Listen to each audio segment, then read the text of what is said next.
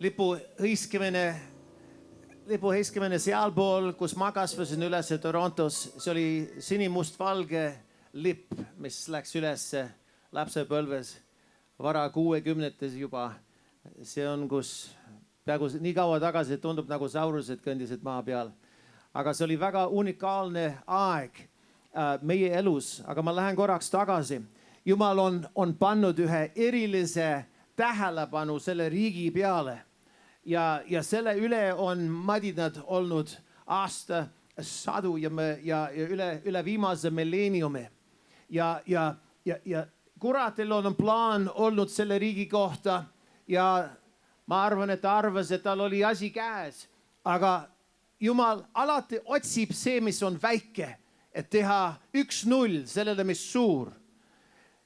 See, mis nõrk, et teha 1-0 sellele, mis vägev.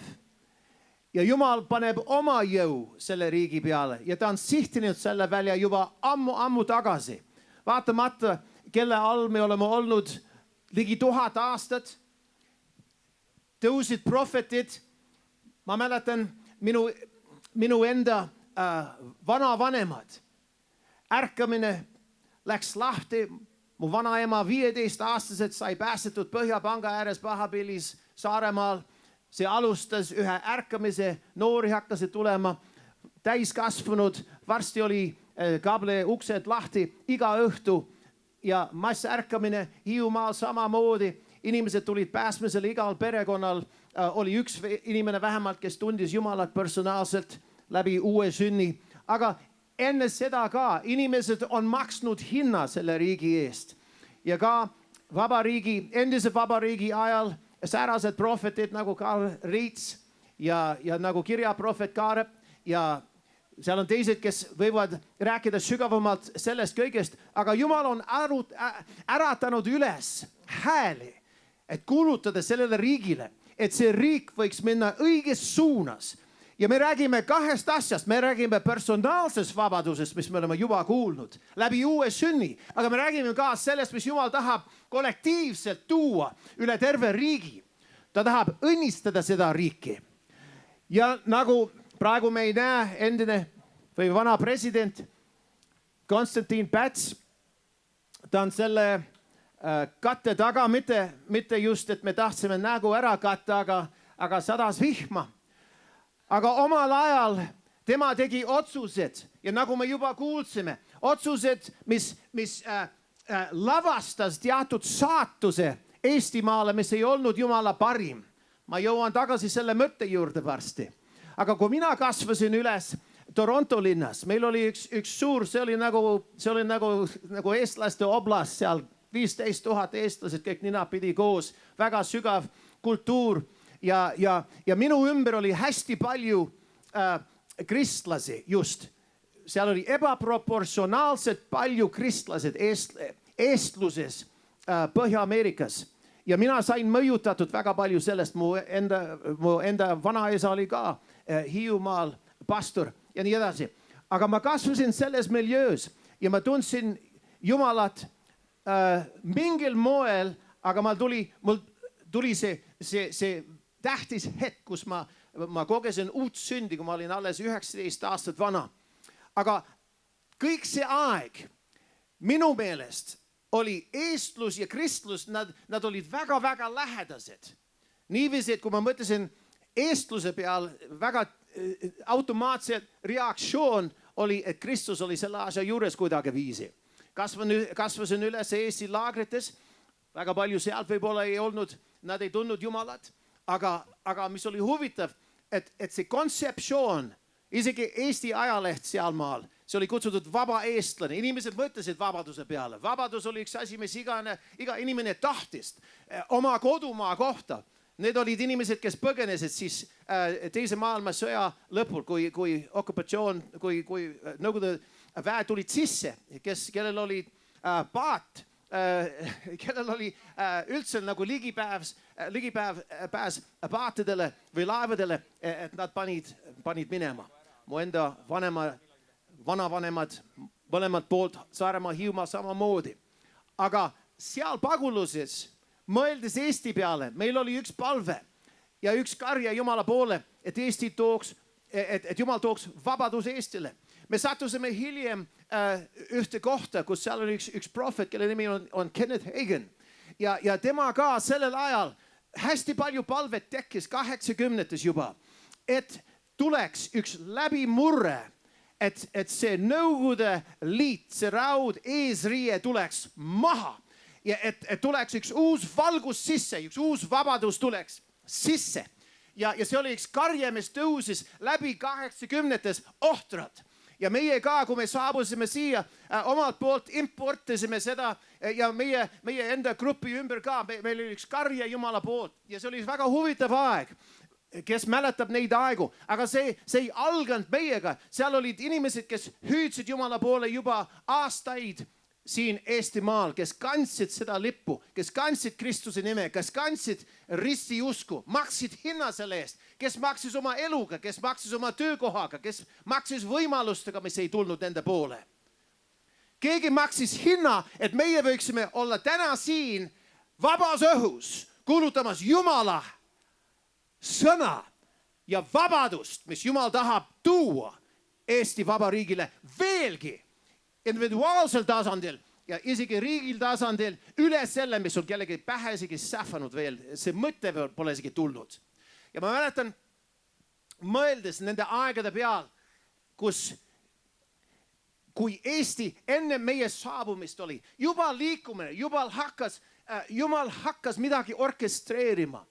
Laulu revolutsioon tekkis, Jumal äratas inimese nagu Sõnajalad, nagu Tõnismägi ja nagu teised, kes laulsid. Ja see laul, mis tõi ühe rahvusluse, üks patriotism, mis tegelikult oli isegi Jumala poolt genereeritud, tõi selle kohale. Aga selle sõnumi sees oli väga võimsal viisil Jumal ja see sõnum Jumalast jälle oli põimitud selle asja keskel, kui Sõnajalad tegid kontsertid, isegi vana aasta õhtul Kadrioru lossis või mis tahes, kus iganes nad on. Inimesed olid tõmmetud, on see spordihall kuskil niiviisi välja müüdud, väga minutite küsimus. Ja kui nad mängisid seal, ega nende laulud, kes mäletas neid päevi, nad olid sügavad ja väga soolaselt täidetud evangeeliumi ja Jumala sõna, vabaduse ja Jumala kutse ja Jumala armastuse ja lunastuse pakkumise, selle esindamine. See laul oli täis seda. Ja rahvas oli muudetud sellel ajal. Rahvas oli tõmmetud sellel ajal. Isegi Arnold Rüütel sellel ajal üle raadio, kui asjad läksid natukene kitsamaks, ütles üle raadiolainet, ütles, et paluge meie riigi eest, ei ole teist päästet Eestile kui vaid Jumal. Ja see tuli ühe Eesti presidendi poolt. Üks president magas maha kutse, kui Karl Reits ja mõned teised hakkasid pasundama, et hoiatame Eestist, et tuleb üks oht läänest. Ja või idast tähendab, nüüd praegu see oht on läänest. Oht tuleb idast. Mis asja, mis sa kaagud seal, mis oht idast? Eesti oli arrogantne, kokaiin ja prostituudid ja hea elu oli norm. Inimesed olid täielikult uinunud ja purjus ühe eluga, mis ei sisaldanud Jumalat enam. Me tulime, 1000 aastat on möödas. Olime enne taanlaste all, olime rootslaste all, olime sakslaste all, olime venelaste all. Aga vaata nüüd, me oleme tehtud inimesed. Eesti tõusis väga kiiresti sellel ajal. Üle Soome tase. Sipa jäi alla Rootsi tase. Väga kiiresti. Miks? Eestlased olid töökad ka. Eestlased, seal oli üks uhkus, et asi peab olema kvaliteetselt tehtud. See on kõik hea. Pärisime sellest mõnedest riikidest, kes olid ennem peremehed meile. Aga see tekkis ka üks arrogantsus, üks ükskõiksus. Raha on palju, elu on hää, pole midagi vaja. Mis Jumal? Ja see kajastus ka läbi Konstantin Pätsi sõnu. Ja see kirjaprohvet ja Karl Reits ja mõned, kes hoiatasid samas kohas, ta oli turuprohvet. Hoiatas ja ütles isegi Konstantin Pätsile, ütles niiviisi, et see on see viis, kuidas sina sured. ja läks täide, absoluutselt täppi läks, mis ta hoiatas, mis ta ütles, see läks absoluutselt täppi. Väga õnnetu lugu, kes maksis selle otsuse eest, Eesti rahvas, kes olid löönud kaasa selle otsusega laias laastus. Aga praegu on üks uus aeg ja juba siis, kui see aeg tuli vara 90-tes, hilja 80-tes juba, siis sõnum Jumalast, see tõsteti rohkem au sisse. Inimesed vaatasid, vaata, sa ei kutsu sellised inimesed nagu Sõnajalad, Kadrioru lossi, kui seal oleks mingi nälg Jumala järgi, kui sul oleks üks totaalne trots, see asi ei oleks juhtunud. Vaata, mis seisus oli Eesti sellel ajal. Ja kui palve tekkis, et Eesti saaks kogeda ilma vere valamata revolutsiooni, nii nagu paljusid, kes olid Kenneth Hagini ja meiega koos seal Ameerikas juba, palusime seda, et see toimuks Saksamaal. Vaata, igas kohas ei olnud nii puhas. Mine vaata, kuidas see asi oli Lätis, mine vaata, kui see asi oli Leedus. Kui tankid tuli mööda Paide tänavat ja ümbritsesid selle teletorni. Kui ma mäletan õieti, 103 tanki. Ja me olime ise seal suurte graniitide, suurte kivide peal koos külalistega ka, mis nad panid ümber Toompea sellel ajal. Et ei pääse sisse. Ja mul meeldib Eesti huumor isegi. Seal oli üks selline punane kaar ja punane joon läks läbi ja tangi pilt oli selles seas. No tanks. Tank ei tohi siia siseneda. Ma ütlesin, et see on Eesti huumor. See on Eesti üks korralik trots selle vastu, et me oleksime okupeeritud. Ja sinul peab olema õige trots, et sina ei oleks okupeeritud hinge poolest, vaimu poolest, individuaalselt. Ja me ei taluks seda asja ka rahva poolest. Kas te olete siin täna? See on aeg, et meie, nagu oli sellel ajal, nagu oli hilja 80-tes, vara 90-tes, see on taas aeg, et me tõuseme ja me ei talu okupatsiooni. Me tahame vabadust saada ja vabad me olemegi.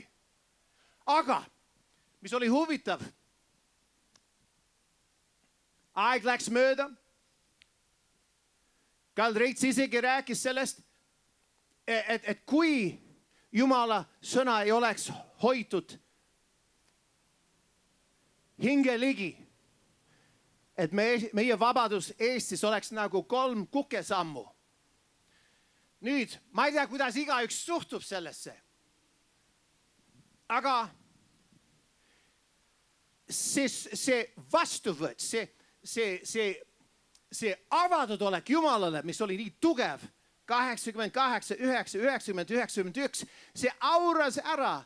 Ja varsti, kui me andsime inimestele traktaadid isegi, me jagasime ka samamoodi siin avalikudes kohtades 90-tes, Vabaduse väljakul ja mujal. Ja see oli nii suurepärane aeg, need aeg tulevad jälle. Täna on nagu murdepunkt, see on üks tähis, midagi uut on tulemas. See nägu oli olemas, aga see on üks uus nägu, mis Jumal toob esile Eestimaal. See ongi Jeesuse Kristuse nägu, mis ka on näha tema rahva keskel. Ja mis on huvitav, kõige selle asja juures jagasime traktaate ja isegi väiksetes kohtades, maakohtades, mis nii ennem jagasid traktaat, sõnum Jumalast ja inimesed tulid nagu mesised ümber lilleõie. Ja nüüd mõned vaatavad, no mis see nüüd on? Jumal, me ei ole teda vaja enam. Viskasid maha, kes prügitünni, kes andsid tagasi sulle. Ja üks uus laadi arrogants oli tõusmas. Ja meil tuli koputamas ukse taga üks uus peremees, üks teine liit. Ja ma ei süvene liiga sellesse praegu, sellepärast, et see on omaette teema siin praegu, aga Jumalal on üks tee Eestimaale. Kui on kuulutatud Eesti üle, et Eesti läheb oma teed Jumalaga, hoiad sellest kinni, tea seda, et see on Jumala tahe. Vabadus peab jääma selles riigisse, et seiski vastu iga asjale, mis üritab ohjeldada. Aga nüüd me tuleme tagasi selle isiklikule tasandile. Kõik baseerub sellest. Kõik on sellest lähtuvad ka. Seal peab olema üks inimene.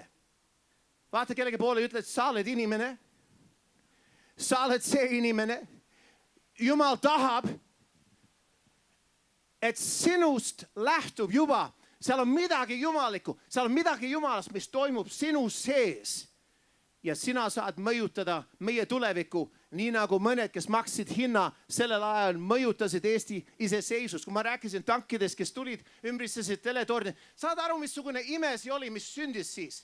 Keset seda aega, kus me olime piiratud ümber, Eesti otsustas deklareerida või kuulutada iseseisvust. Saad aru, missugune ime see on? See on selline julge, metsikult julge otsus, mis ei oleks toimunud, kui ei oleks palvet olnud selle asja sees.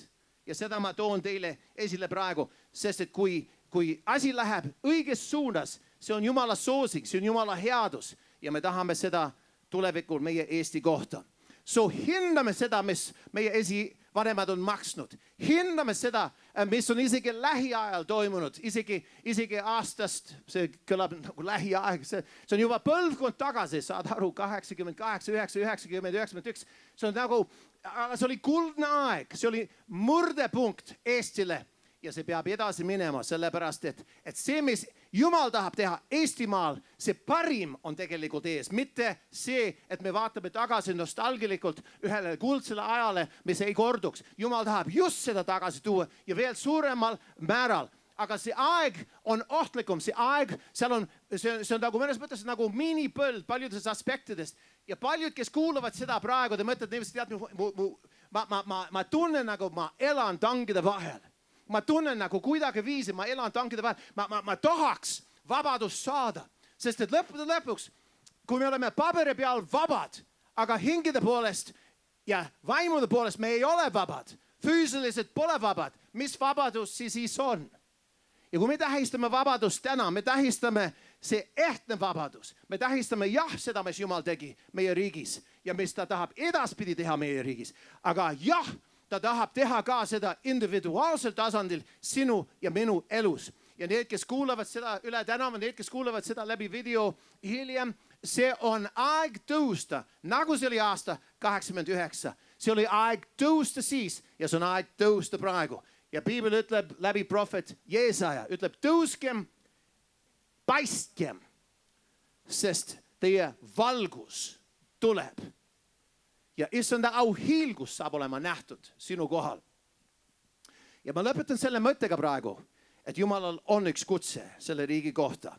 Tal on üks kutse, mis ei ole väike. See, mis on põlatud olnud kellegi silmis varem, see, mis on kallal tungitud ja kallal nokitsetud, see on, mis Jumal tahab tõsta ausse.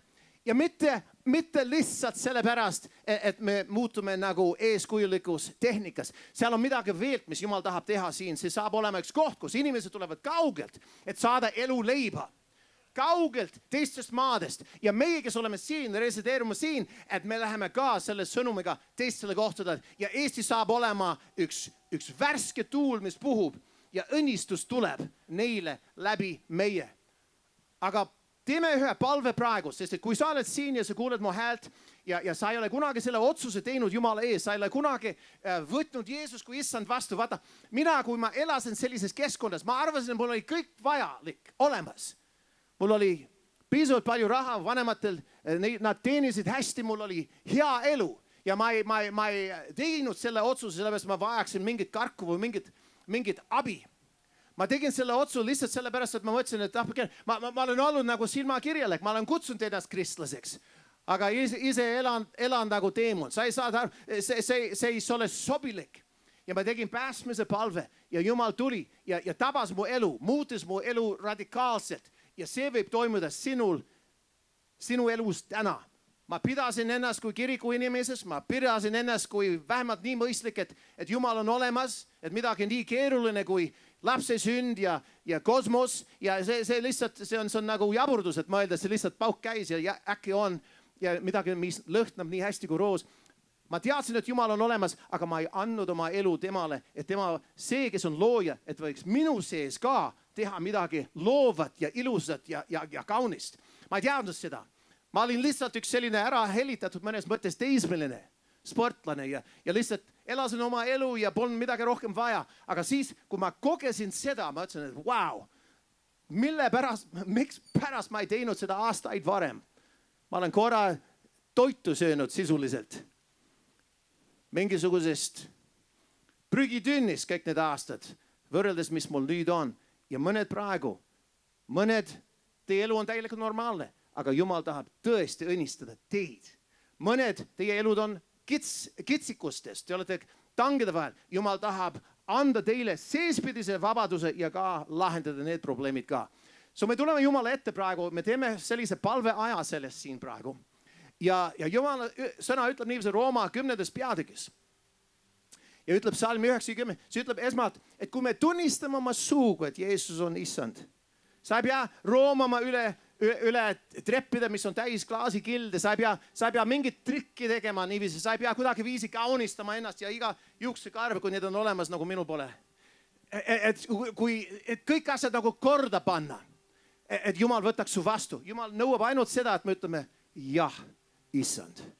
Piibel ütleb, kui sa tunnistad oma suuga, Jeesus on issand, see on üks ehtne, mitte silmakirjalik, ehtne tunnistus, Jeesus on issand. Ja kui sa usud, et jah, Jumal tõesti saatis see Jeesus maa peale, et maksta selle lepitushinna, et maksta selle võla kinni, et meie oleksime vabaks saadud. Ja Jumal äratas ta surnust meie päästmise eest, et siis te saate õndsaks. So siin me teeme taas, mõned on uued, kes seisavad siin või istuvad siin või kus iganes lähestikus. Vihm on ära läinud, mõned on võib-olla bussipeatus üle tänava, mõned kuulevad sealt kaugelt. Vanasti oli selline asi ikkagi, me tegime väliskoosolekuid. Seal olid, vaatavad lapse ema lükkas lapse vankrit niiviisi ja tahtis kuulda, aga nõukogude ajal see oli nagu igavane kark. Peeti olema nagu, et kui sa oled üks tugev inimene, sul pole vaja sihukest asja. So, aga inimesed seal ikkagi nälg oli omas. So, inimesed, nad lükkasid selge sammuga, siis kui nad kuulsid seda häält, nad hakkasid vaiksima, ikkagi kõndisid nagu neil pole seda vaja kuulda, aga nad tahtsid kangesti kuulda. Vaata, Jumal näeb su südant. Jumal näeb, mille vastu sa oled puksinud. Jumal näeb, mis su mõtted on olnud õhtu hilja. Ta on näinud ja kuulnud see appi hüüdmine su südamest. Mõtled, kas tõesti on midagi rohkem sellele elule? Selle elu kohta, kui see, mis ma olen kogenud siin. So teeme palve praegu ja kui sa oled isegi kaugelt seal üle tänava, kui sa oled kus iganes, sa vaatad video pealt selle hiljem ja sa ei tunne Jeesus personaalselt, sest et vaata, ma pidasin ennast kristlaseks, aga ma alles sain uut sündi, kui ma ütlesin, jah, Jeesus, võta saa mu elu ja tee midagi sellest.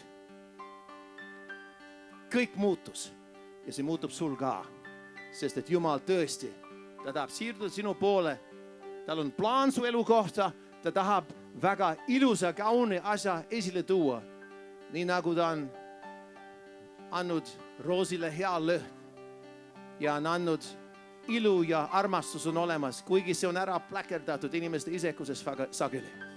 Jumal tahab tõestada ennast sulle. So tuleme Jumala ette kõik ühiselt siin koos praegu. Ja kui sa ei tea, mida muud paluda ja me palume siis ühiselt teiega, kus iganes sa siin asud, kas kaameras või videos või üle tänava, et kallis Jumal, ma tulen su ette, nii nagu ma olen. Ma ei tule enese õiguse läbi sinu ette. Ma tunnistan oma suuga, Jeesus, ole sa mu issand. Issand Jeesus, ma usun, et Jumal saatis sind olla lepitusvahendiks, et päästa inimesi, et päästa inimkonda. Ma usun, ma kõike ei tea, aga ma tean seda, Jeesus, sa oled mu issand ja ma usun, et sa tulid ja sa surid ja sa tõusid meie kõikide eest. Ja ma tänan sind nüüd.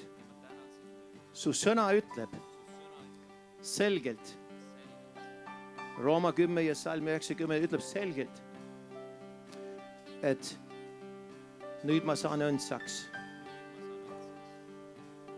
Isa, ma tänan sind praegu, kui nad tegid seda siiralt oma südamest, isegi poolenisti siiralt, sa nägid seda. Ja sinu sõna tõotab, lubab, ütleb selge sõnaga, et siis sa saad õndsaks.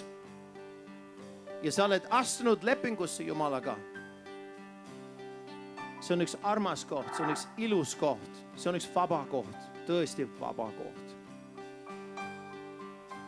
Tahab tõestada ennast, võib-olla sul pole kunagi olnud üks hea maine isa, aga tema on isade isa, ta on tõesti hea isa. Üle iga unistusse, kui sa oled kunagi kuulnud heast isast, ta on hulga rohkem, sest et see inimene polegi see, kui see ei oleks antud Jumalast isegi.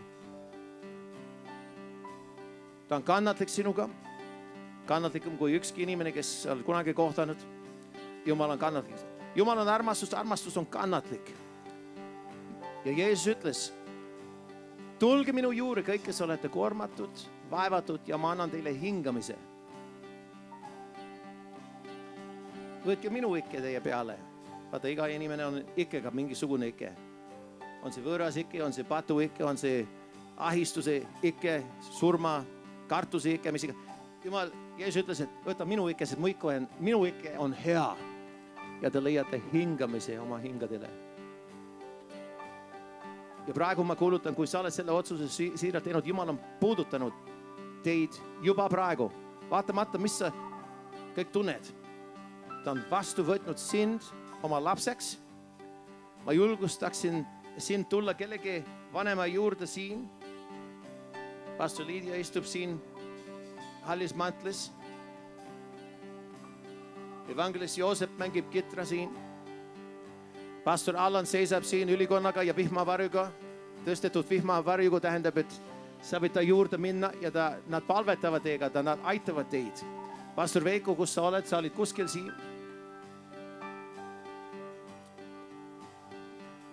Aga tõstame käed praegu ja täname. Kui sa tegid selle päästepalve esimest korda, seal kus sa seisad praegu, sa võib-olla karda tõsta oma käed, aga oma südames sees lihtsalt hakka Jumalat tänama, et ta võttis sind vastu. Ja kui sa oled julge isegi üle tänava, tõsta käe korraks. Mõned tõstavad käed, et saada takso. Teine tõstab käed klassis, et neil on vastus. Aga me tõstame käed sellepärast, et meie abi tuleb taevast. Ja isa, me täname sind nüüd praegu selle eest, et sa oled puudutanud igat janonevat hinge. Igat inimest, kes on võtnud selle kutse vastu. Juba eelnevad, kui on need altarikutsed toimunud siin täna peale lõunat. Ja me täname sind selle eest praegu, et su käsi on meie peal. Me täname sind selle eest, et sa puudutad neid, õnnistad neid ja las nende elu trajektöör muuta väga sõbralikuks. Kui see ennem oli kitsas ja raske, las nad tunda sinu embust, issand, sinu headust, sinu armastust, sinu hoolekannelik armastust. Isa, me täname sind nüüd selle eest Jeesuse Kristuse nimel. Tõstame käed veel kord ja ütleme kõik koos oma suuga selles paigas, et Jeesus on issand. Ütleme kõik koos, Jeesus on issand. Eestimaal, igal maal, idast läände ja põhjast lõuna, kogu maa kuulub issandale. Jumal, õnnistagu teid kõigest südamest.